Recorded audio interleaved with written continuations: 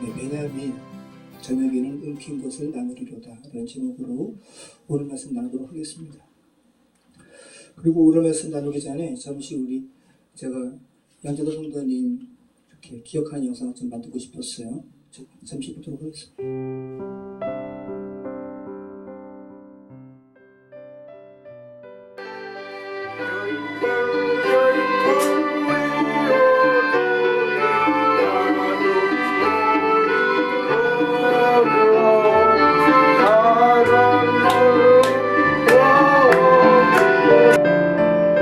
하나님 앞에 순종케 하시고 또 씨를 뿌리면 한 배, 30배, 60배, 100배를 만드시는 풍요한 사회를 만들어주신 하나님 아버지 감사합니다. 오늘도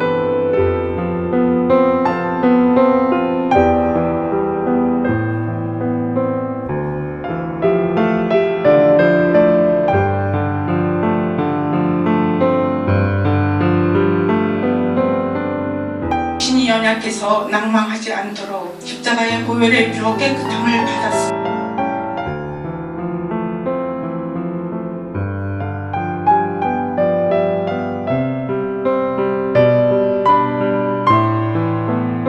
내년 소망 한번 말씀해 보세요. 참여, 어딘지 참여할 수 있는 그런 기회가 돼가지고 여러 번 사귀고 그러고 있어요. 네. 아멘. 자, 우리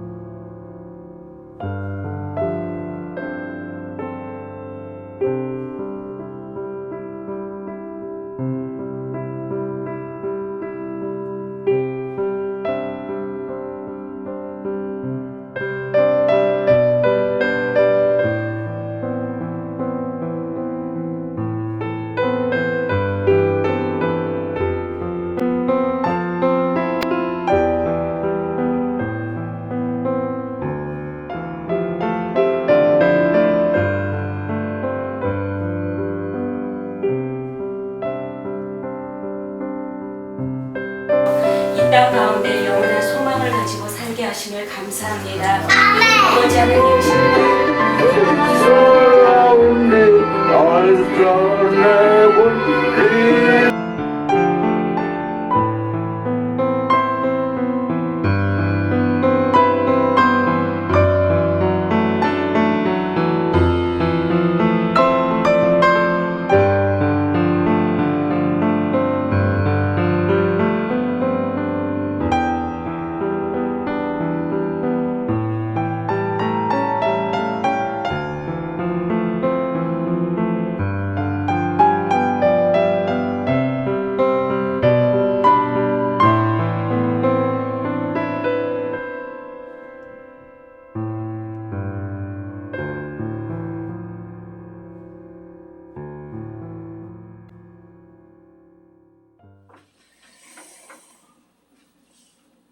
네, 꼭 나중에 저희 모든 특이장 식구들 만나게 될 줄 믿습니다. 제가 저희 공방에다가 부고장을 드렸잖아요. 그리고 제가 페이스북에도 제가 부고장을 이분 올려드렸어요. 왜 그랬냐면 이분이 이 동생분이 저희 빈소도 안 차리고요. 그죠? 근데 이 세상에 하나님의 형상으로 지음받은 많은 사람들 중에 빈소 없이 들어가신 분들 너무 많아요. 그죠? 부고도 돌리지 않고. 그래서 제가 일부러 부고를 제가 올려드리는 거예요. 페이스북에 이분 아시는 분 없지만 일부러. 하나님의 형상으로 지음받은 한 사람 한 사람이 이렇게 의미 없이 가는 거 아니라고. 이 세상에 유명한 사람들 많죠. 정치인들. 그죠? 근데 하나님 나라에서 현재 기억되는 사람일까? 저는 아닐 것 같아요. 근데 양재동 성도님은 하늘나라에서 유명한 사람일 것 같아요. 그 아이같이 순수한. 그래서 제가 인천가족공원에서 화장하면서 그 식구들과 같이 예배드리면서 제가 일부러 부고장 제가 다 올려드렸다고. 오빠가 선물을 주시고 가셨다고. 저희 교회에도 참 선물이었고 지금 여동생 또 가족들에게도 가장 큰 선물 주고 가셨다고. 예수님 믿고 천국에서 다시 만날 수 있는 희망을 주는 선물을 주고 가셨다고. 이렇게 제가 말씀을 드렸어요. 네, 지난주에 아무튼 그렇게 굉장히 바쁘게 또 이렇게 많은 일들이 있었습니다. 일부러 제가 이 영상을 설교 앞에 제가 이렇게 한 이유는 우리 테레스에 그 얘기도 할 거예요. 저희 교회 오랫동안 함께 하신 성도님이니까 당연히 교회에서 똑같이 조의를 표했고 또 이렇게 또 십시일반 모아주시는 그런 저희의 위로금이라고 해야 되나요? 아무튼 조의금을 드렸어요. 여동생께. 그때 여동생도 오빠가 우리 토기장의 교회 식구들한테 주시는 마지막 쏘시는 커피라고. 그래서 커피값을 주셨어요. 근데 저희가 차를 타고 오면서 우리가 이거 밥을 사 먹든 커피 사 먹든 그렇게 소진하는 건 의미가 없는 것 같다. 아이 엄마가 뭐를 이야기했냐면 우리가 처음에 교회 있을 때도 벤치에 그 의자에 앉으셔가지고 저희와 만나셨던 것처럼 또 저희 공방할 때도 여기 오셔가지고 여기서 커피를 한 잔 마시고 저 밖에 의자에 앉으셨거든요. 그래서 그분을 좀 기억할 수 있는 뭘 했으면 좋겠다. 그래서 저희가 데크스럽게 꾸미면 여기다가 탁자랑 의자 놓을 거거든요. 커피 가볍게 이렇게 마실 수 있도록 사람도 편안하게. 그래서 제가 그래 너무 좋다. 진짜 좋다. 제가 아이 엄마 앞에서 칭찬을 안 하는데 너무 좋은 생각이다. 그래서 이름도 양재동 데스크. 그 사람들이 양재동 데스크가 뭐예요? 라고 하면 그건 무슨 강남의 양재동 같기도 하고 그죠? 의미 있잖아요. 그래서 이분을 기억할 수 있고 또 이분처럼 힘이 필요한 사람들이 이렇게 앉을 수 있는 공간을 정말 이렇게 만들려고 그래요. 정말 저는 양재동 성도님 저한테도 주신 선물이었고 또 저희 교회 공동체에도 주신 선물입니다. 우리 다 하나님 안에서 그분 만나게 됩니다. 우리 소망이 있어요, 그죠? 저는 소망이 있어요. 그분 만날 수 있다는 소망이 얼마나 제가 그게 기쁨이 되는지 몰라요. 근데 하나님 안에 있지 않고 밖에 있는 사람들은 양재동 성도들은 못 만나죠. 아무튼요, 그렇습니다. 자, 오늘 말씀 나누도록 하겠습니다. 제가 그래서 이 영상을 설교 앞에 두는 이유는 제가 설교를 유튜브에 계속 올리잖아요.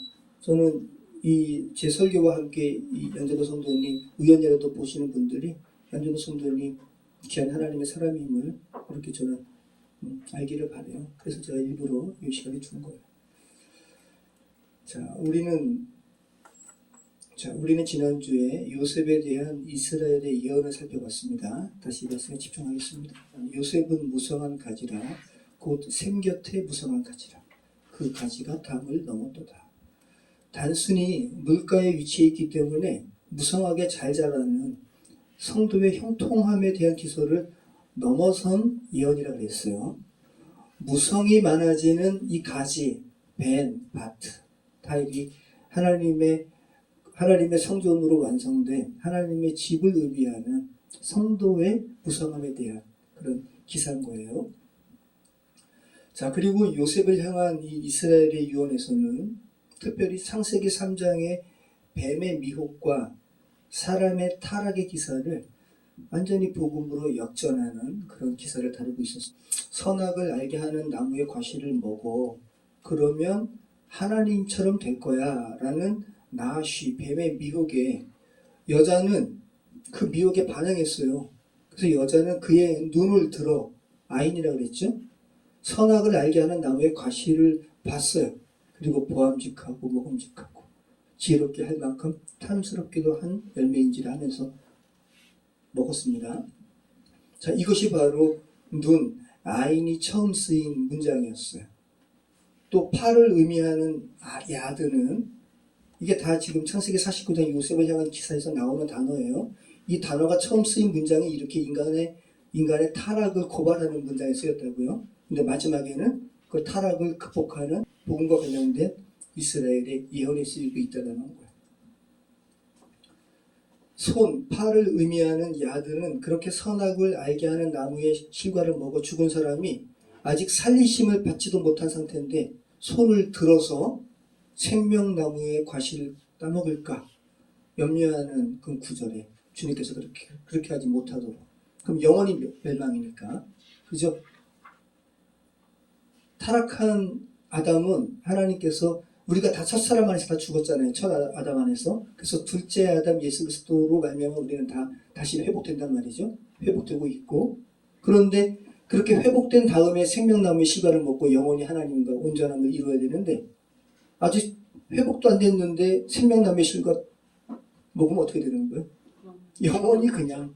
그죠? 그러니까 하나님께서 우리를 사랑하는 하시는 마음에 저들이 손을 들어 생명나무의 과실을 먹을까 하노라 하시고 천사를 그룹들을 두어서 돌아가는 화영검으로 막으셨죠. 생명나무에 가는 길을 막으셨습니다. 이 구절에 아드가 쓰인 거예요. 팔이. 그런데 창세기 49장에는 그걸 다 역설하는 거예요. 요셉은 전능자의 손을 의지함으로, 그죠?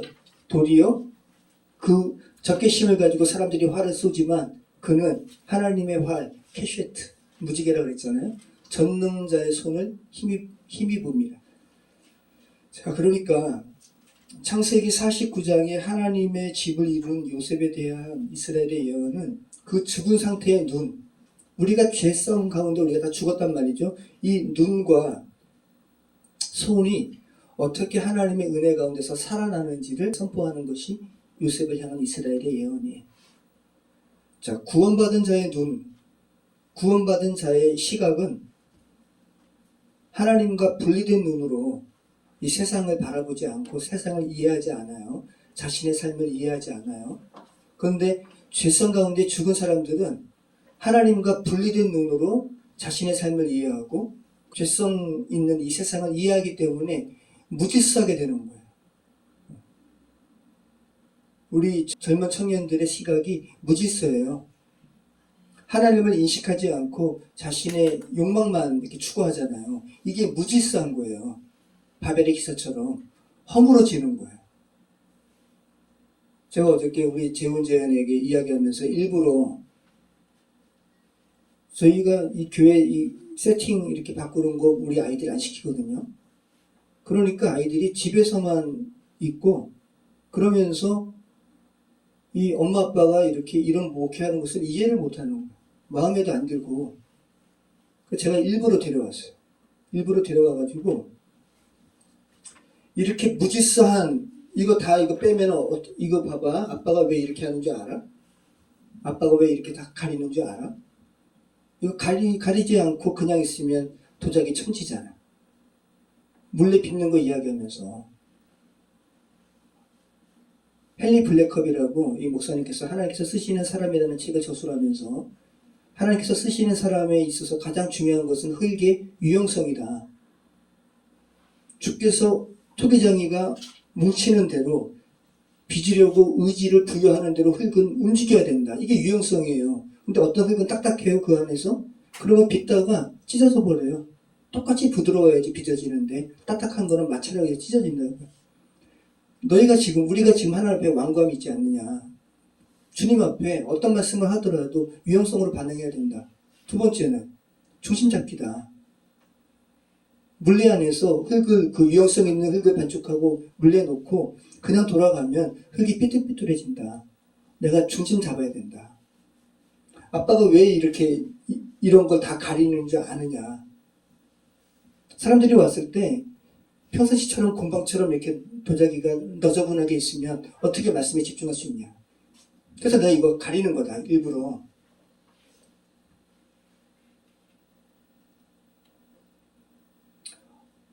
우리 자녀들의 인식도요. 이렇게 하나님께 집중이 돼야 돼요. 집중되지 않으면 무질서해지는 거예요. 자기가 추구하는 것도 무질서한 거죠.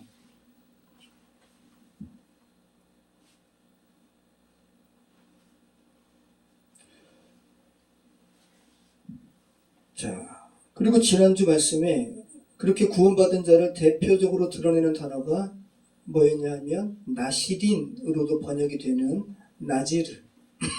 나질이었어요. 그 스스로가 세상에 타락된 것에서 멀리하기로 결정한 사람이 나시딘이에요. 자, 그런데 이 나시딘을 의미하는 나지르가 요셉을 향한 유언에서 처음 쓰였다는 거예요. 그리고 정수리부터 복을 주잖아요. 복을 붙잖아요. 정수리, 코드라는 말이 히브리어로. 내 아버지의 축복이 내 선조의 축복보다 나아서 영원한 산이 한없음같이 이 축복이 요셉의 머리로 돌아오며 그 형제 중 뛰어난 자의 정수리로 돌아오리로다. 그래서 이 정수리로 번역된 축복을 이렇게 축복 기름 부으심이 정수리부터 이렇게 흘러내리는 거예요. 이거 엄청난 거죠. 그죠? 근데 이 정수리로 번역된 이 히브리어 단어 코드가 뭐냐면 권위자 앞에 기본적인 겸양을 의미해요.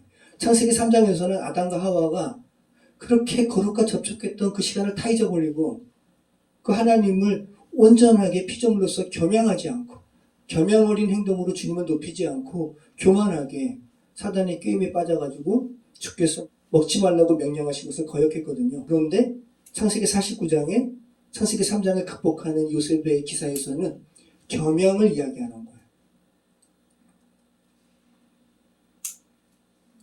그러니까 창세기 3장은 다 하나님이 언급이 돼요. 사단이 그러거든요. 너 이 실과를 먹어. 그러면 너가 하나님처럼 될 거야.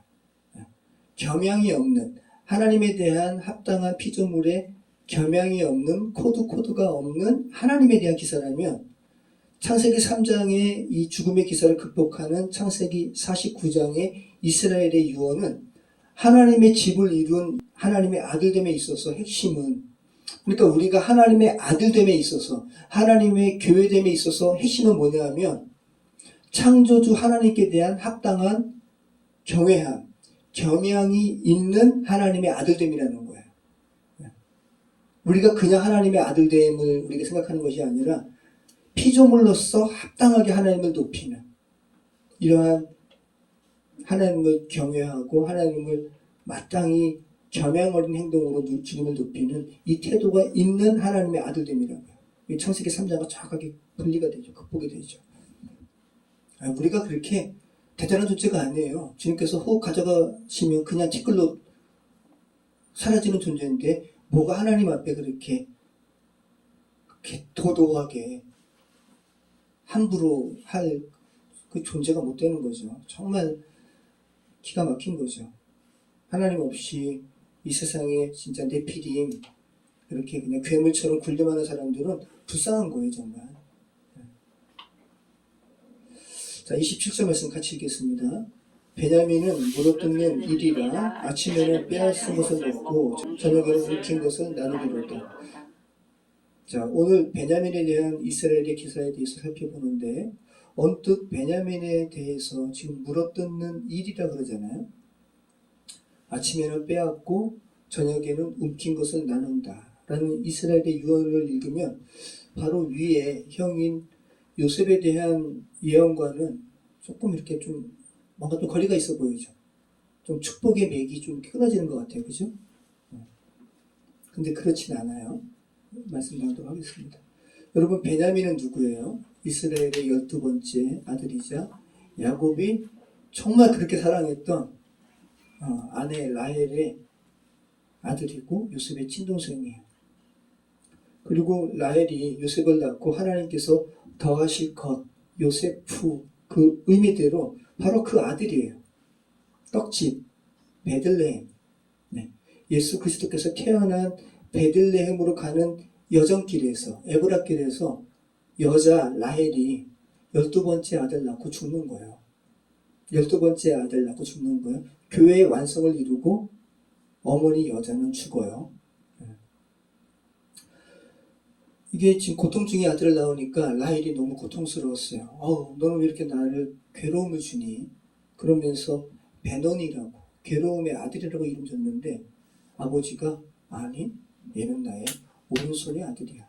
오른손으로 안수하죠? 오른손으로 기도받기를 원하죠. 요셉도. 오른손은 축복의 상징인 거예요. 아니, 이 아들은 축복의 아들이 될 거야 라고 아버지가 이름을 바꿔 부르는 겁니다. 그리고 또 남쪽의 아들을 의미하기도 해요. 베냐민은. 자, 오른쪽의 아들이면서 왜 남쪽의 아들일까요? 우리나라 지도를 생각해 보세요. 동해가 우측에 있죠. 그죠? 그러니까 우측을 강조하려면 본인의 위치가 남쪽에 있어야 돼요. 이해되시죠? 그래서 오른쪽의 아들 이코르 남쪽의 아들인 거예요. 자, 오른쪽의 아들, 남쪽의 아들, 탁월함을 의미합니다. 어미는 그렇게 슬픔의 아들, 괴로움의 아들이라고 명령하고 죽었지만 아버지는 슬픔의 아들, 괴로움의 아들이 아니다. 오히려 힘있고 소망이 있고 기대가 있는 오른손의 아들로 이름 바꾼 거예요. 아버지가 이름 바꾸면 바뀌어지는 거예요. 자, 그래서 베노니에서 베냐민으로 바뀌어지는 상황에 복음이 내포되어 있음을 우리는 알게 됩니다. 여러분, 정말 성도는 쉽지 않아요. 하나님의 집으로 완성되는 게. 그래서 라헬처럼 12번째 아들 낳고 너무 괴로워서 죽는 거예요. 그리고 성도는 정말 하나님의 집으로 가는 여정 가운데 죽어야 돼요. 괴로운 가운데. 이게 그러니까 여기서 말하는 이 죽어야 된다는 건 뭐냐면 자아를 이야기하는 거예요. 여전히 하나님의 집으로 가는데 아담과 하와처럼 또 이렇게 하나님의 그 명령을 거역하는 의지가 남아있으면 어떻게 해요? 이게 자아거든요. 괴로운 가운데 자아 죽는 거예요. 그죠? 정말 죽어야 돼요. 그리고 12번째, 여자가 죽었을 때 비로소 12번째 아들 태어나고 교회로 완성되는 거예요. 12번째 아들은 12번째 12지파를 이야기하고 신약에서 12사도를 이야기하고 그죠? 그래서 교회를 의미하는 거예요. 성경은 다 복음이에요. 그래서 바울이 갈라디아 교회 성도들에게 해산의 고통에 대해서 이야기하는 거예요. 갈라디아서 4장 19절에 나의 자녀들아 너희 속에 그리스도의 형상을 이루기까지 다시 너희를 위하여 해산하는 수고를 내가 한다. 그러니까 바울은 괴로운 거예요. 그죠? 성도로 이렇게 본인이 복음으로 이렇게 자라게 한 성도들이 교회 되기까지 얼마나 괴롭겠습니까? 창세기 35장, 베냐민이 출생하는 그래서 창세기 35장은 다 그런 내용이에요. 지금 제가 한번 말씀드려 볼 테니까 기억을 더듬어 보세요. 이스라엘이 자신의 전부를 상징하는 전제물을 부으면서 나 이제 하나님의 성전입니다라는 것을 하나님 앞에 고백해요. 그리고 이은 기사에서 바로 말씀 유모, 다바르. 말씀이 다바르인데 그 다바르에 똑같이 모음 빼면은 다바르예요. 갑자기 유모 드보라가 등장해가지고 갑자기 등장합니다. 그리고 갑자기 죽어요. 유모가. 그리고 이스라엘이 슬퍼해요. 너무 슬퍼해요. 자, 보세요. 12번째 아들 낳고 라헬이 죽는단 말이죠. 그리고 갑자기 유모 드보라가 등장해가지고 그 유모 드보라의 이름은 말씀이라고요. 자, 아버지의 집, 아버지의 교회를 이뤘기 때문에 말씀은 이제 소명을 다 했어요. 그죠? 그리고 이제 유모 드보라 죽고 이스라엘은 그렇게 슬퍼하는 거예요. 자, 그리고 그 죽은 장소가 하필이면 그 엄마 라헬이 죽은 장소가 하필이면 예수 그리스도가 탄생하는 베들레헴 길로 가는 길. 그리고 여자가 죽고 태어나는 12번째 아들은 슬픔의 아들에서 오른손의 아들로 이름이 바뀝니다. 그죠? 괴로운 인생길에서 하나님의 축복된 교회로 정체성이 바뀌는 거예요. 그리고 아들 이스라엘은 아버지의 집으로 돌아갑니다. 자, 정체성이 바뀐다는 게 중요합니다. 제가 어제도 우리 아이들한테 다시 한번 얘기했는데 우리 아이들은 또 기억도 못하니까 물리적인 교회에 출석하는 것이 얼마나 중요한가 다시 한번 아이들한테 얘기했어요. 여러분, 정말 여러분의 자녀가 교회 집에 안 나오죠. 그죠? 이거는 가볍게 여길 부분이 아니에요. 여러분이 정말 여러분의 자녀를 사랑한다면 어떤 수술을 써서라도 여러분의 자녀가 하나님 전에 나가서 교제하고 하나님께 예배하게 해야 돼요. 제가 수원성교회, 어제 수원성교회에 제가 거기서 결혼했거든요. 근데 어제 수원성교회에 그 목사님의 따님이 결혼식이 있어가지고 제가 이제 지금 수원성교회 담임 목사님은 다른 곳으로 옮겼기 때문에 횃불교회라는 그 감리교 회장을 여기만 전용재 감독님 그 교회 갔다 왔는데 목사님의 따님이면서 청년인 거예요. 천사같이 예뻐요. 귀하고. 근데 제가 아무튼 청년부 사역을 하는데 걔예요. 그 친구가 전도사님 전화 받아보세요. 그래서 제가 전화를 받았어요. 그랬더니 한 청년이 전도사님 제가 수원성교회 몇 번이나 가려고 했는데 잠깐만 제가 그 문턱을 못 넘겠어요. 수원성교회가 되게 크거든요. 수원에 화서역이 있어요. 진짜 커요. 말 그대로 캐슬이에요. 가봤잖아요. 그죠? 그래서 와, 그러니까 정문은 저기 있고 교회는 이 안쪽에 있거든요. 근데 거기를 못 넘는다고. 택시 타고 와도 못 넘는다. 그래서 제가 전화로 통화하는데 아무튼 이상해요. 그래서 막 대화하다가 제가 방언으로 기도했거든요. 그랬더니 이 친구가 목소리가 정말로 이 사악한 존재가 들어가면 정말 목소리가 습기 어린 목소리로 바뀌어요. 난 그 소리 처음 들어봤어요. 소름이 쫙 끼치는데 나 얘 교회 보내지 않을 거야. 나 얘 데리고 지옥 갈 거야. 그리고 전화 끊는 거야. 제가 그런 경우 처음이거든요. 너무 놀라가지고 옆에 부목사님 계셨어요. 목사님 이 친구가 이렇게 이야기합니다. 그랬더니 다시 전화해보라고. 다시 전화했어요. 다시 예전 목소리로 바뀌었고 아까 저한테 한 말들 기억도 못해요.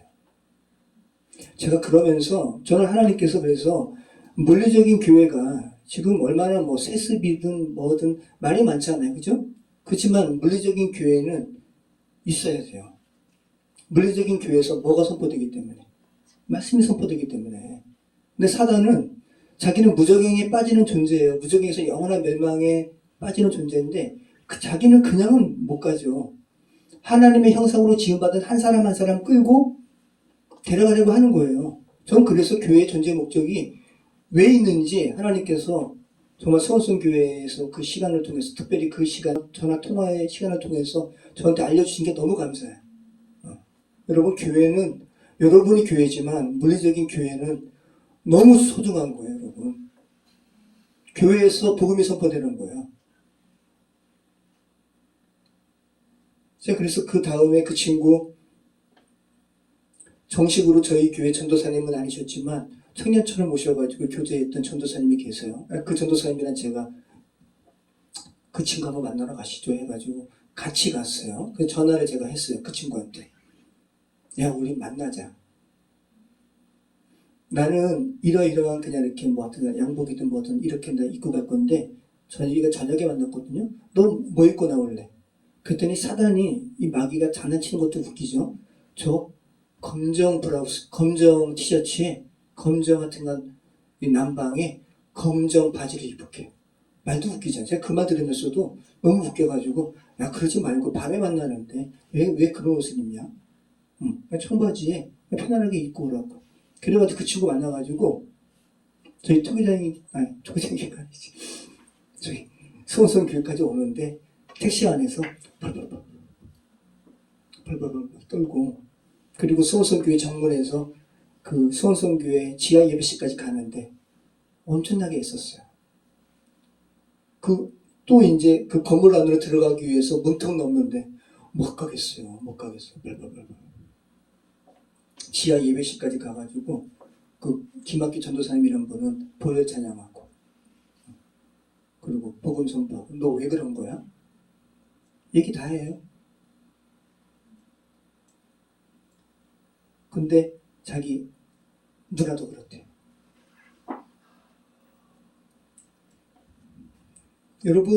여러분의 자녀가 교회 출석 안 하는 것을 가볍게 여기시면 안 돼요. 정말. 물론 여러분도 답답하시죠, 그죠? 답답하시는데 정말 가볍게 여기시면 안 돼요.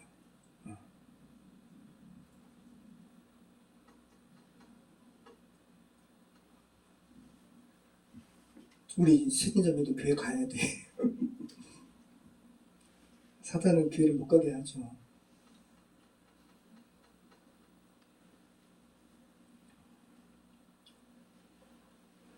자, 그렇게 창세기 45장은 온통 하나님의 아들로 완성되는 기사로 가득 차 있는 거야.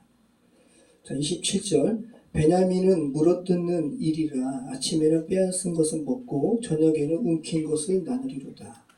여러분, 베냐민이 물어뜯는 일이라는 거예요. 물어뜯는 타라프예요.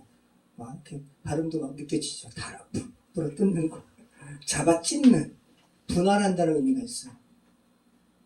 자, 야곱이 요셉을 팔아넘긴 형들이 요셉의 옷에, 그죠? 짐승의 피를 적셔가지고, 염소의 피를 적셔가지고, 아버지한테 이렇게 보여줬잖아요. 악한 짐승이 우리 동생을 죽였습니다. 라고 했더니, 야곱이 뭐라 그래요?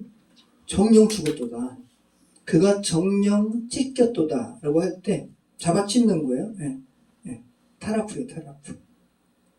자, 그래서 이 베냐민은 물어뜯는 일이라 이 타라프. 그래서 이 부분은 정확하게 베냐민의 호전적인 기질을 예표하는 말이기도 해요. 베냐민 지파는 굉장히 호전적인 지파였어요. 그래서 실제 이러한 호전적인 기질로 여호수아 시대에 가나안 땅을 가장 먼저 분배받아요. 가나안 땅. 여기 베냐민 지파. 아주 작죠, 그죠? 그리고 여기에 예루살렘이 있고요. 모리아산이 있어요. 베냐민 지파 땅 안에서 아람나의 타작마당에서 그렇게 다윗의 그런 이렇게 인구 계승한 그런 하나님의 징벌이 있었고, 그리고 그 위에서 하나님의 성전이 세워지는 거예요. 베냐민 지파였고. 신명기 33장 12절 말씀 한번 보실까요? 신명기 33장 12절.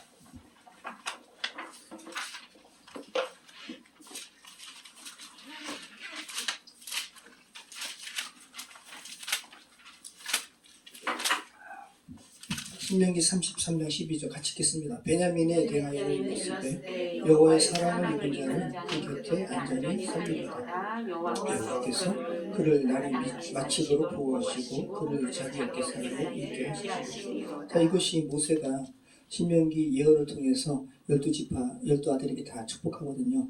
베냐민에 대한 축복이에요. 여호와의 사랑을 입은 자래요. 자, 이것은 정말 야곱이 가장 사랑한 아들이 요셉이기도 하고, 그 다음에 베냐민이에요. 자기가 가장 사랑했던 여인의 아들이니까 얼마나 사랑스러워요. 그런데 요셉이 먼저 죽임당했네요. 그죠? 형들의 그 속임으로 인해서 그렇게 알고 있었잖아요. 그래서 이스라엘은 이 베냐민을 너무 사랑했어요. 그래서 마지막에 이집트로 보내지 않으려고 그렇게 했었잖아요. 그렇게 사랑한 아들이에요. 자, 그래서 여호와의 사랑을 입은 자, 이스라엘의 사랑을 입은 자, 뭐 이렇게 같이 그렇게 지금 모세가 예언하고 있고요. 여호와께서 그를 날이 마치도록 보호하시고 그를 자기 어깨 사이에 있게 하시리로다. 그래서 그로 자기 어깨 사이에 있게 하시리로다 라는 이 표현이 독특하잖아요. 말 그대로 자기 어깨 사이에 있게 한다는 건 뭐예요? 목마 태우게 되면 자기 어깨 사이에 있는 거죠. 없는 거예요, 없는 거. 정말 이렇게 아빠가 자기 아들 사랑해가지고 없는 그런 의미고. 그런데 또 몇몇 주석가들은 베냐민 지파의 땅 모습을 보시죠. 분배받은 땅. 이 분배받은 땅이 지파와 지파 사이에 있죠. 네. 또 이것을 의미하는 것이라고 이야기를 하기도 해요. 자, 베냐민은 물어뜯는 일이라 아침에는 빼앗은 것을 먹고 저녁에는 움킨 것을 나누리로다. 그래서 이 베냐민 지파의 호전성은 자신의 지파 스스로를 거의 전멸시킬 위기를 자초하기도 했어요. 사사기 19장 말씀 보면 이건 정말 너무 이렇게 성경이 아주 잔인하고 정말 끔찍한 그런 기사 가운데 한 기사인데, 제가 그냥 짧게만 이야기하면 레위 사람의 처벌. 자, 사사기의 핵심적인 그런 키워드는 뭐라고요? 그때 왕이 없었으므로 사람들이 자기 소견에 어른대로 행하였더라. 지금 우리가 살아가는 시대예요. 자, 죄된 시대죠. 레위 사람이 첩이 있었는데 레위 사람 첩이 통관해가지고 자기 친정 아버지 집으로 도망가요. 그래서 레위 사람이 그 첩을 데리러 장인어른 집에 가요.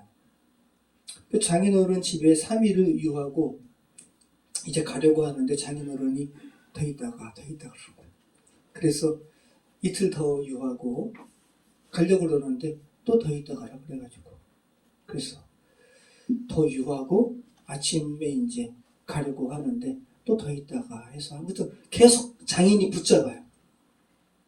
그러다가 아침 일찍 갔으면 아마 원하는 이렇게 도시에 안전하게 갔을 텐데 이미 가는 와중 가운데 날이 저물고 이상한 이제 좀 유숙을 해야 되니까 베냐민 지파 집으로 가는 거예요. 베냐민 지파의 땅으로 가가지고 거기 있는데 한 노인이 일과를 마치고 당신 왜 이렇게 있느냐 그랬더니 우리가 이제 이렇게 가려고 하는데 이제 밤을 이렇게 새게 되었다 그랬더니 여기서 유숙하지 말아라. 우리 집에 들어와라. 우리 집에 쉴 수 있다. 소돔과 고모라랑 똑같아요. 그래가지고 들어갔더니 이 베냐민 지파의 불량배들이 와가지고 너희 집에 지금 들어온 사람 있지 않느냐, 내어놓으라, 우리가 그와 관계하리라. 여자를 내어보내란 말이 아니에요. 레위 지파 사람을 내어보라는 거예요. 그러니까 이 베냐민 지파의 그 노인도 베냐민 지파 사람은 아니에요. 다른 지파 사람이 베냐민 지파에 거하는 거예요. 그러니까 아니, 내게 딸이 있고 이 레위 지파에 첩이 있으니까 이들을 내어줄 테니까 이 사람에게는 아무 일도 행하지 말라라고 하면서 그 불량배들이 레위 지파의 첩을, 레위 사람의 첩을 밤새도록 윤관해요. 그리고 그 다음 날이 돼가지고 레위 지파 사람이 이제 집으로 가려고 하는데 그 앞에 문지방에 손을 얹고 이렇게 엎드려져 있는 거예요. 첩이. 그래서 왜 엎드려져 있느냐, 우리 가자 하는데 죽었어요. 그래가지고 그 시체를 싣고 자기 집으로 간 다음에 칼로 12조각을 드려요. 그리고 이스라엘 각 지파에게 보내는 거예요. 베냐민 지파가 이렇게 했으니 이 베냐민 지파 어떻게 할까? 라고 하면서 12지파가 모여가지고 베냐민 지파와 전투하는 거예요. 결국은 베냐민 지파가 전멸합니다. 몇 명 남기고 600명 남기고. 제일 처음에는 야, 너희 지파 중에 그 불량배들만 우리한테 내어주면 된다 라고 얘기했어요. 근데 베냐민 지파 사람들이 전투를 하는 거예요. 기꺼이. 불량배만 내어주면 되는데. 그래서 600명 남겨요. 그래가지고 그래서 사세기의 21장까지 이야기죠. 그래서 사사기 21장 말씀 보면 이제 그들을 어이구, 우리의 지파 중에 12지파 중에 한 지파를 우리가 멸절하게 되었구나 하면서 나머지 지파 사람들이 600명 있는 사람들을 위해서 여자를 취하게 해가지고 다시 지파를 회복하게 하죠. 그 이야기로 끝나는 것이 사사기예요. 여러분, 이 사사기의 이야기가 오늘날 우리 시대 이야기 아니에요? 우리 시대 이야기예요. 우리 시대에는 그들이 하나님이 없었으므로, 왕이 없었으므로 자기 소견에 옳은 대로 행하였더라. 우리 청년들, 우리 젊은 친구들이 하나님이 없죠. 자기 소견에 옳은 대로 행하는 거예요. 자기 생각이 맞다고 여기는 거예요. 자, 이 사사기 말씀은 이게 지금 하여튼 이 부분을 너무 방지하기 때문에 제가 간략하게만 이야기했습니다. 아무튼 베냐민이 이렇게 물어뜯는 일이처럼 호전적이었습니다. 그래서 그 지파가 멸절될 위기까지 맞이했던 정도로. 자, 베냐민 지파의 호전성을 이렇게 이리로 표현합니다. 이리, 제부라는 단어예요. 구약 성경에서 7번밖에 안 쓰였어요. 제부. 오늘 본문의 기사에서 나왔고요. 또 예레미야 기사에서는 유다의 적 바벨론을 사막의 이리로 표현해요. 중동 사막에서 바벨론이 갑자기 등장해가지고, 그죠? 남유다. 그러니까 아주 급작스럽게 이리로 표현하는 겁니다. 스바냐서에서는 공의로 재판하지 않는 예루살렘의 재판관들을 이튿날 저녁까지 남겨두지 않는 이리로 표현하죠. 오늘날 검사들, 그죠? 이재명 씨 무슨 뭐 문제 있다고 그러지만 이재명 씨 주변에 있는 사람들이 막 죽잖아요. 그죠? 이재명 씨가 잘못해 죽는 게 아니라 그 검찰 조사 받으면 그 중압감이 장난이 아니라는 거죠. 표현이 그런 거죠. 자기가 한 칸 넘을 때마다 뒤에 철문이, 육중한 철문이 쿵 이렇게 닫힌다는 거예요. 그 소리만 들어도 와, 이해되시죠? 근데 거기서 취조하고 예를 들어서 한 사람 잡기 위해서 당신 가족들 다 뭐 이렇게 할 수 있어. 그러면서 그 중압감에 자살하고 하는 거예요. 근데 이렇게 털어서 먼지 안 나는 사람이 어디 있어요?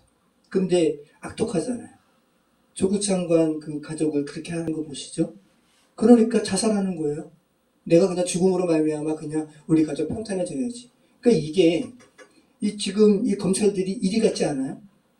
일이 같은 거예요. 자, 복음을 세상에 전하는 것도 하나님께서 내가 너희를, 예수님께서 말씀하신 거예요. 마태복음 10장 16절, 보라 내가 너희를 보냄이 양을 이리 가운데 보낸과 같도다. 세상이 이리 같아요. 그러므로 너희는 뱀같이 지혜롭고 비둘기같이 순결하라. 자, 일에 대한 성경 기자의 언급이 어떻다라는 거예요? 긍정적이에요, 부정적이에요? 부정적이라는 거예요. 베냐민은 물어뜯는 일이라는 것은 난폭하고 사나운 세상에 죽어있는 자들의 성품을 말하는 거예요. 저와 여러분이 난폭하고 사납죠. 여러분 부부싸움 하실 때 난폭하시죠? 일이 같으시죠? 저희 엄마 일이 같아요. 저는 사자 같아요. 김혜석 권사님 양 같으세요? 아니면 일이 같으세요? 저는 사자 같아요. 사자 같으세요? 더 무서우세요? 우리 전선아 집사님은 토끼 같으시고. 우리 다 일이 같아요. 자, 계속해서 27절 말씀이에요. 베냐민은 물어뜯는 일이라 아침에는 빼앗은 것을 먹고 저녁에는 움킨 것을 나누리로다. 자, 일이가 어떻다라는 거예요?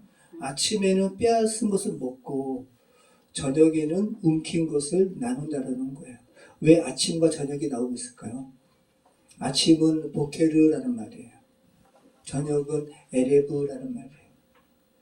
창조기사에서 저녁이 되고 아침이 되니 이는 첫째 날입니다. 여러분, 히브리인들의 사고는 아침부터 저녁이 하루가 아니라 저녁부터 아침이 하루예요. 그래서 저녁부터 아침이 된다는 것 자체가 하루로 인식하는 히브리인의 이 사고가 굉장히 복음적이에요. 그죠? 그러니까 어둠이 지나가고 이제 빛을 소망하는 그런 표현이잖아요. 얼마나 소망이 돼요. 근데 죄된 세상은 그 하나님의 소망이 되는 이것을 역으로 저녁 어두울 때는 깜깜하니까 함부로 죄를 일삼는, 주로 범죄가 밤에 이루어지죠. 그죠? 자, 그래서 이 보케르는 아침이라고 그랬잖아요. 우리가 말하는 아침, 오전을 의미한다기보다 더 포괄적이에요. 육례가 굉장히 범위가 커요. 밤이 낮으로 바뀌는 시점. 밤이 끝나는 지점이죠. 해 뜨기 직전. 어두웠다가 이제 밝아지는 그런 이렇게 언저리를 여러분 인식하면 되는 거예요. 자, 이것을 한번 교회로 한번 이렇게 의미를 부여해 보세요.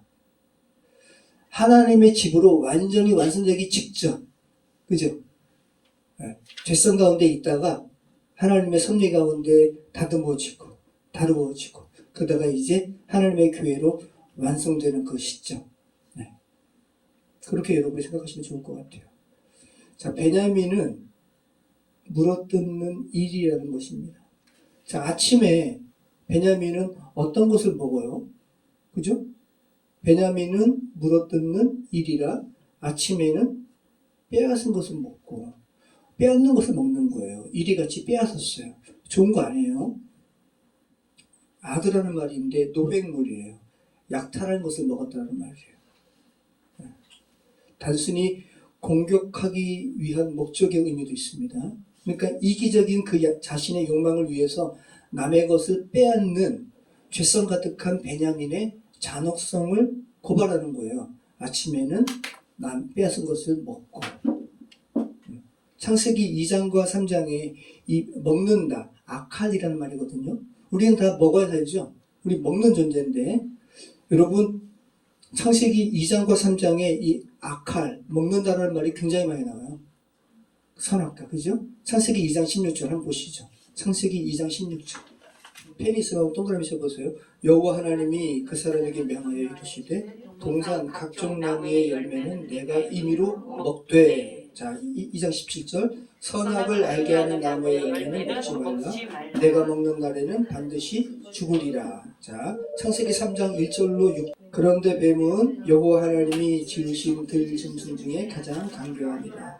뱀이 여호와에게 물어 이르되 하나님이 참으로 너희에게 동산 모든 나무의 열매를 먹지 말라 하시더냐. 먹으라고 그러셨어요. 그죠?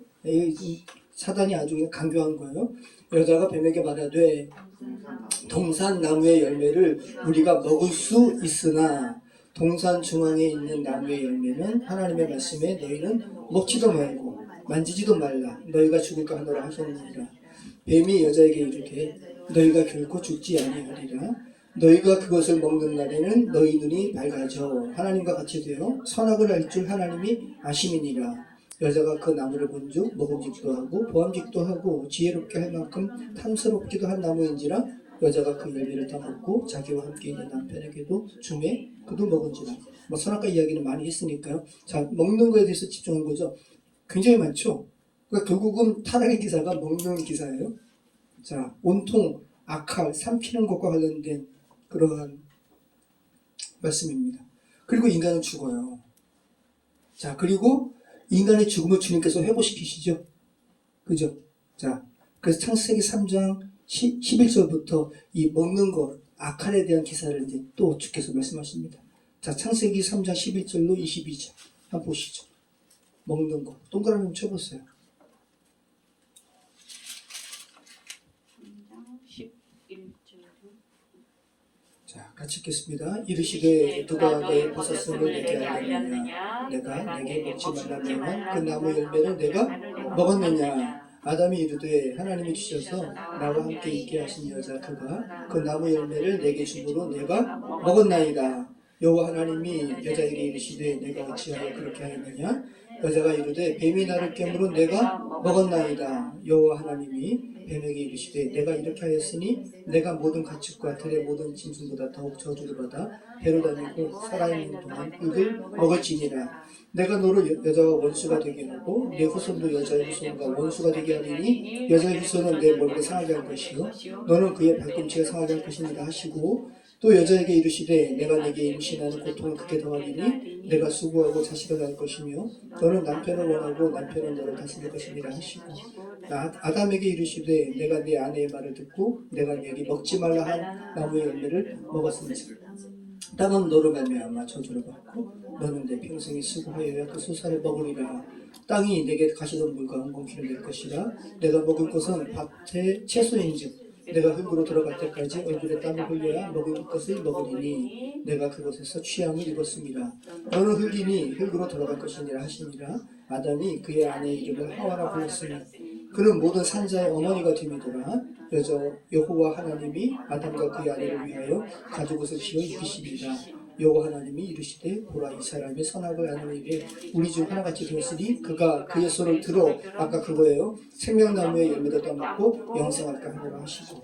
자, 복음은 죄된 인생은 뭘 먹어요, 그죠? 그래서 그들도 죽어요. 근데 하나님은 그 인생을 살리시기 위해서 생명을 먹이시죠. 예수님께서 생명의 떡을 오신 거예요. 자, 우리가 창세기 49장을 살펴보면서 발견하는 것처럼, 그죠? 왜 49장을 읽으면서 이렇게 창세기 3장을 많이 보게 될까요? 그죠? 인간의 죽음을 극복하는 기사가 창세기 기사이기 때문에 그래요.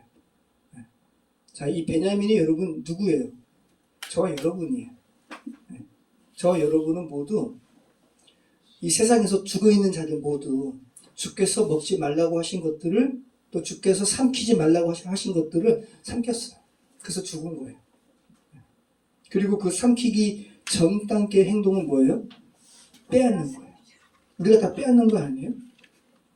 여러분 남의 눈에 피눈물이 나게 하면 자기 눈에도 피눈물이 나요. 제가 저희 어머니 집 이야기를 가끔 했잖아요. 제가 가난함에도 불구하고 저희 어머니가 저를 미술한다고 미술학원을 보내셨는데 제가 이야기는 처음 하는데 제가 미술학원 고2 때부터 다녔는데 한 재수생, 삼수생 형이었나? 그림을 굉장히 잘 그리는 형이 있었어요. 저희 학원에 왔어요. 그래서 같이 그림 그렸어요. 그런데 저희 어머니가 홀로 저희를 키우시고 집을 사신 거예요. 그리고 저희 어머니가 집을 사시니까 너무 좋으셨나 봐요. 정원에 꽃도 이렇게 하시고 막 가꾸시고. 근데 나중에 이제 빌라를 짓는 그때가 이제 그 옆에 다 빌라를 짓기 위해서 공터였는데 한 건축업자가 이 뒷집을 산 거예요. 그리고 저희 엄마한테 몇 번이나 계속해서 우리 같이 짓죠 해가지고 저희 어머니 결국은 같이 지어서 세 채를 지으면 한 채는 건축비로 나가고 두 채를 갖게 됩니다. 그 한 채는 아주머니 사시고 나머지 한 채는 또 파시면 되지 않습니까? 해가지고 저희 어머니가 그 집과 함께 집을 진 거예요. 근데 저희 집 평수에다, 저희 집이 한 42평 된 것 같아요. 여기 토기자기 집만큼. 근데 저희 집 쪽에다가, 저희 집 쪽에 있는 그 면적에다가 주차장을 만든 거예요. 그 저희 그 빌라 평수는 15평밖에 안 돼요. 그리고 본인은 3층에 살면서 두 집을 통과하네요. 3층 다 쓰고, 옥상도 다 쓰고. 어머니가 너무 속상해가지고. 근데 그런데 제가 아까 미술학원에서 어떤 형 만났다고 그랬죠? 그 형이 그분 아들이에요. 그분도 미안한지 하여튼간 말을 서로 섞지를 않았어요. 근데 저희 어머니가 두 분 돌아가신 게 그 스트레스가 굉장히 큰 거예요. 나중에 돌아가시기 전에는 머리가 완전히 하얗게 되셔가지고. 그래가지고 제가 군대 가기 전에 22살인가 그러는데, 어머니가 이제 너무 속상하시니까 손이 막 마비가 되시고, 그런데 이제 그 집주인의 아주머니인가 하고 복도에서 막 언성을 높이시는데, 저도 막 속상하잖아요. 그래서 근데 제가 그 아주머니한테 뭐라 그럴 수는 없고, 어머니한테 고함치면서 왜 그러냐고 하면서 들어왔는데, 근데 어머니는 나름대로 그래도 자기 아들이 그래도 이렇게 큰 소리 낸 게 나름대로 이렇게 좀 좋으셨나 봐요.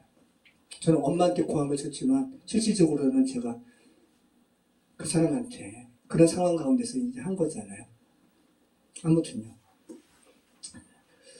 제가 그래서 근데 이게 저는 왼수 같죠. 원수 같은데, 그래서 그렇다고 해서 제가 믿는 사람으로서 막 저주할 수는 없잖아요. 저주할 수는 없지만 아무튼 남의 재산을 그렇게 강탈하고, 자, 이렇게 이게 죽어있는 세상 사람들의 모습이죠. 뉴스를 장식하는 모든 것들이 다 이런 거 아니에요. 남의 것을 뺏고, 근데 그게 영원하지 않아요. 참. 자, 이렇게 아침에 빼앗은 것을 먹은 베냐민이에요. 악하죠, 그죠? 악하죠. 이걸로 끝나면 복음이 아니죠. 근데 저녁에는 어떻게 해요? 나눈대요. 이 복음인 거죠. 그러니까 단순히 저녁이 아니에요. 자, 그래서 어떤 이에게는 오늘 이 베냐민을 향한 이스라엘의 예언에서 나오는 이 저녁이 안 올 수도 있어요. 그죠? 그리스도 복음 밖에 있는 이들에게는 이 저녁이 안 와요. 그들이 어떻게 자기가 빼앗은 것을 나누겠어요. 복음에 들어가지 않았는데. 붙들고 있다가 죽는 거죠. 그래서 지금 이 저녁에는 나누리로다 라는 이 예언은 교회로 완성된, 12아들로 완성된 이스라엘이 된 베냐민이에요.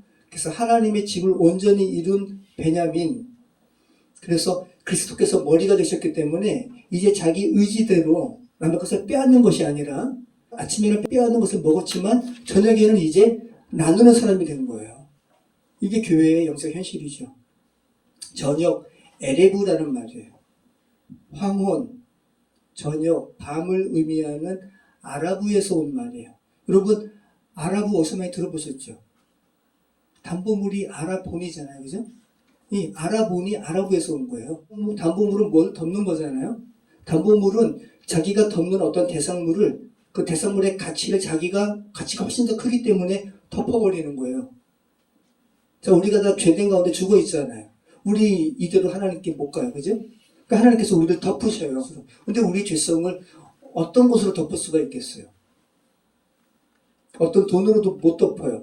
하나님 자체가 우리를 덮으셔야 돼요. 이 예수님이시죠. 예수님의 생명입니다. 그래서 이 아라브를 성경 사전이 이렇게 설명해요. 일몰시 어둑어둑해지다. 천으로 덮다. 라는 의미예요. 그래서 여기서 파생이 돼가지고 아라본이 나온 거예요. 담보물이 되다. 보증하다라는 의미가 되는 거예요. 이건 완전 복음인 거죠. 굳이 설명을 안 드려도. 자, 우리가 살아가는 한날 한날 이 용도 무엇을 덮는다라는 기본적인 의미가 있다고 그랬어요. 근데 저녁을 뜻하는 에레브에 주위에 덮으시는 주위에 은혜가 있는 그러한 의미가 있다는 거 너무 놀랍습니다. 여러분 어둠이 점점 임하는 장면을 오늘 에레브의 어머니이 되는 아라브의 뜻을 한번 연상해 보시기 바래요. 저녁이 점점 깊어지면서 어두워져요. 어두워지는데 하나님의 은혜로 이렇게 덮는 은혜가 있는 거예요. 이게 소망이 되죠. 그죠? 근데 악한 사람들은 어두워져가지고 어둑어둑해지고 안 보이는 것을 오히려 자기의 죄성을 그냥 발산하는 그런 기회로 여기고 밤에 그렇게 악독한 짓을 하죠. 그러니까 정확하게 복음과 얼마나 죽어있는 사람들이 배치가 되는지. 아까 베냐민 지파의 불량배들이 그저 레위 첩을 밤에 윤관한 거예요.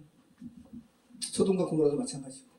아무튼 이렇게 이제 다시 살리심을 받은 그 존재는 그 저녁에 어떻게 한다고요? 죄된 세상 사람과 다르게 움킨 것을 나눈다고요. 부정한 수단으로 취한 것을 정말 주님의 은혜로 회복된 자들은 어떻게 한다고요? 나눈다고요. 여러분 정말 부정한 것으로 취득한 것은 우리 각자의 생명이 다하기 전에 돌려줘야 돼요. 그죠? 그거 가지고 하나라 가는 거 아니거든요. 그리고 오히려 그 돌려준다는 것 자체가 주님의 사람으로 회복된 거잖아요. 영원한 생명을 얻게 되는 거죠. 그래서 우리가 지금 레위기 살펴보는데 석권 제사가 그렇게 중요한 거예요. 하나님께만 용서받고 사람에게는 보상하지 않는다? 아니라고 이야기하는 거죠. 분명하게 사람에게 다 보상해야 되는 거예요. 그리고 하나님께 예배하는 거예요. 이 성경이 말하는 걸 여러분 잘 보시기 바라요. 지난주에 두 분의 육신적 생명을 다하는 소식을 들었어요. 너무 아프죠. 한 분은 저희와 오랫동안 함께했던 저희 성도님, 양재동 성도님의 죽으심과 또 한 분은 어떤 분의 사돈이에요. 그럼 삼성병원에 와 계시다라는 거예요. 그러면서 자녀들한테 그랬대요. 야, 나 죽냐? 나 죽냐? 나 열심히 산 거밖에 없는데 나 죽냐? 그랬다라는 거죠. 그래서 제가 들으면서 복음을 전해야 되는데 안타까운 마음이 많이 들어서. 근데 관계성이 없으니까. 이분하고도 막 그런 적극적인 관계성을 할 수 있는 상황이 아니니까. 복음을 전해야 할 텐데요. 주변에 있는 분이 계시나요? 그랬더니 그분의 부인이 교회 다니시나 봐요. 이렇게 이야기하시는 거예요. 그래가지고 집에 와가지고 아이 엄마한테 복음 전해야 될 것 같은데 그분하고 좀 통화 좀 하라고. 원하면 우리가 가서 복음 전하겠다고. 근데 그 다음날 아침이에요. 그분께 여쭤봤어요. 그분 어떠세요? 그랬더니 돌아가셨대요. 지난번에 십자가 그 교회 그 목사님과 똑같은 거예요. 저는 모르겠어요. 그분이 구원받았는지 안 하는지 저는 모르죠. 근데 아무튼 객관적인 사실로는 교회 다니는 건 아니시니까.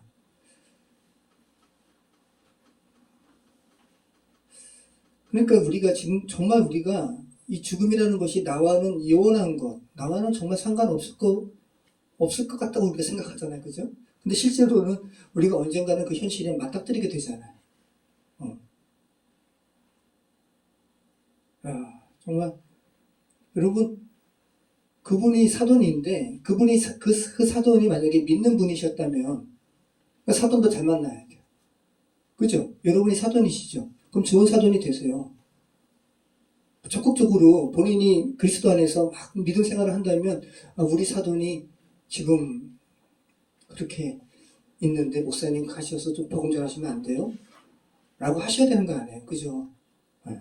근데 저도 죄책감이 드는 거예요. 왜 적극적으로 이렇게 저희가 가서 그렇게 하겠다는 말을 못했을까? 그래서 드는 생각이 앞으로 더 민감해야겠다. 이런 누구라도 그 얘기가 되면 원하시면 제가 병원에 갈게요라는 말을 적극적으로 해야겠다. 만약에 이 한 분 저의 그 행위 그런 병원 가서 복음 전하지 않은 것이 정말 큰 어떤 그거라면 너무 마음에 부담감이 생기고 죄송하고 막 그러더라고요. 근데 그 다음에 그 남편한테 여쭤봤더니 그 부인이 교회 다니시나 봐요 라고 얘기했던 그 남편한테 물어봤더니 그 사돈 안주인 교회 다니셔요? 그랬더니 아니 라고 하더라고요. 그러니까 건성으로 얘기한 거죠. 관심이 없는 거예요. 어쩌면 그분도 적극적이셨고 저도 적극적이었으면 어쩌면 제가 그죠? 예수님에 대한 복음 선포하고 아버지의 집에 거할 곳이 많도다. 우리 가장 중요한 건 그거죠. 제가 예전에 얘기했잖아요. 첫 분 한입병에서 돌아가셨을 때 제가 요한복음 말씀 아버지의 집에 거할 곳이 많도다 라고 하면서 관련된 말씀 드렸더니 이분이 의식이 없었는데 귀가 이렇게 반응하는 게 제가 느껴졌다고. 그리고 밖으로 나왔는데 돌아가신 거예요. 우리에게 가장 중요한 거는 복음을 듣는 거예요. 이 인생 가운데 숙제는 복음 듣는 거. 그게 이 생에서 복음 듣고 영생을 살아가는 거거든요. 이 생이 기회라고요. 다시금 저와 여러분은 결코 오지 않을 것 같은, 영원할 것 같은 육신적인 마지막이 바로 내게 닥칠 현실이라는 것을 여러분 늘 인지하시기 바라요. 그리고 그렇게 하나님 안에서 이제 교회로 회복된 자들은 늘 하나님과 동행하기 때문에, 그리고 이미 이 세상에서 그리스도와 함께 죽었잖아요. 그래서 이제 육신적인 장막을 벗고 영원한 하나님과 이제 거하는 거죠. 제가 그래서 양재도 성도님 돌아가셨을 때 너무 슬펐지만 아이엄한테 하는 이야기가, 우리는 슬프지만 양재도 성도님은 너무 힘드셨잖아요. 지금은 그분은 하나님 안에서 이제 안식하시지라고 이야기했거든요. 이게 맞는 거예요. 그죠? 그러니까 더 오히려 기쁘고 감사하다는 말을 할 수가 있는 것이지만 끝까지 하나님께 대해서 돌아가지도 않고 나 죽는 거냐? 나 열심히 산 거밖에 없는데 이런 말을 하고 마지막을 맞이하는 상황이라면 이건 너무 엄청난 아픔이고, 또 복음을 먼저 들은 사람으로서 여러분이 그죠? 여러분과 관계 맺는 자들의 마지막을 이렇게 마지막을 장식하게 하신다면 여러분도 큰 책임을 다하는 게 아닌 직무유기죠. 저희가 이 작은 교회에 왜 이렇게 돌아가신 분에 대해서 이렇게 많이 이렇게 접하게 됐는지 모르겠어요. 한 7분인 것 같아요. 저기 골목에서 지금도 여전히 빈집인데 여기 골목에 2분 다 돌아가셨죠. 안지 먼저 돌아가신 다음에 저희 교회 다니시는 분도 아닌데 추도 예배를 저희한테 부탁해가지고 여기서 추도 예배 드렸어요. 근데 그분도 그래요. 그 안주님도 돌아가시기 전에 저는 남편 되시는 분이 더 위중했거든요. 알코올 중독. 근데 그 아내 되시는 분이 열심히 그거 하시다가 따님 결혼사이 만나가지고 막 여행도 보내주고 사돈 어르신이, 그리고 딸과 이번에도 어디 여행 가려고 하다가 갑자기 병원 갔는데 백혈병 배병돼가지고 그 마지막도 그런 거예요. 목사님 저 위해서 기도해 주세요. 저 오늘 병원 가요 하는데 머리가 이렇게. 그리고 돌아가셨어요. 물론 그분은 교회 다니세요.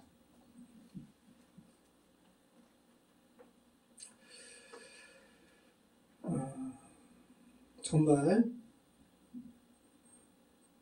아침에는 빼앗은 것을 먹으나 저녁에는 움킨 것을 나누리로다 라는 이 베냐민의 이 예언이 여러분에게 현실화 되시기를 축원합니다. 네. 그것이 정말 현실화 되셔야 됩니다. 아침에는 빼앗는 것을 먹는 이리 같은 베냐민이었지만, 정말 남의 눈에 피눈물 나게 하는 베냐민 같은 우리였지만, 저녁에는 정말 그리스도 안에서 나누는, 그래서 모든 그 책무를 다 이 세상에서 다 해결하는, 그래서 온전히 하나님의 자녀가 되는 저와 여러분의 귀한 인생 되시기를 축원합니다. 기도하겠습니다. 참 좋으신 하나님 감사합니다. 이스라엘의 12아들을 향한 그 예언의 말씀을 12주에 거쳐서 이렇게 살펴보았습니다. 아버지, 정말 저희의 인생이 정말 그렇게 대단한 것이 아님을 다시 한번 고백합니다. 주님께서 정말 저희 호흡을 가져가시면 그 즉시 흙으로 돌아갈 존재인데 뭐 그리 잘났다고 아버지 하나님 교만하고 우리를 지으신 창조주 하나님 앞에서 무례히 행하고, 아버지 하나님 또 하나님의 형상으로 입은 자들을 그렇게 멸시하고 괄시하고 그들의 것을 빼앗는 그런 삶으로 우리의 인생을 점철시키는지 다시 한번 저의 삶을 주님 앞에 올려드리고 회개하기를 소망합니다. 아버지 하나님, 저희에게 정말 민감함을 주시옵소서. 정말 저희에게 어떤 이의 마지막이 될 수도 있는 그런 단초가 되는 말들을 듣는다면 적극적으로 복음에 대해서 제시할 수 있도록 도와주시고 하나님께 성령의 도우심을 간구하면서 그들에게 복음을 전하는 우리의 인생의 시간이 될 수 있도록 주님 축복해 주시옵소서. 함께해 주시옵소서. 예수 그리스도 이름으로 기도합니다.